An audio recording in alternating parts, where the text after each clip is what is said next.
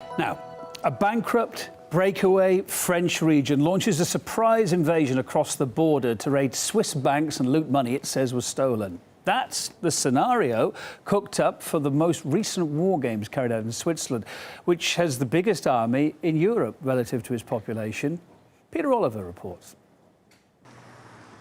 The idea of two Western European nations going to war with each other may seem unthinkable. However, that's exactly the contingency that the Swiss military have been preparing for. In an article in Le Matin Dimanche newspaper, it was revealed that the Swiss armed forces had conducted war games in which they depicted an invasion by neighbours France. Now, to find out a little bit more about this, I'm joined by the author of that article, Laurent Keller. Laurent, thanks very much for talking to me. Why did the Swiss military think that this was necessary? There's a history to this.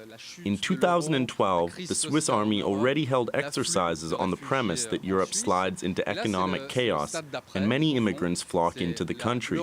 This time around, they went even further and created another legend suggesting that a financially stricken France breaks apart into warring regions. One of the new countries that will appear will be called Saonia, a small but very nationalistic state. Saonia will have 30% unemployment, huge debt, and it will blame Switzerland for creating this debt. So Saonia is preparing an attack on Switzerland to retrieve the money it had allegedly swiped from France. What's the reaction been in France to being portrayed as the invaders here? The French media made fun of this and mocked it. We received lots of phone calls from the French press. They didn't take it seriously.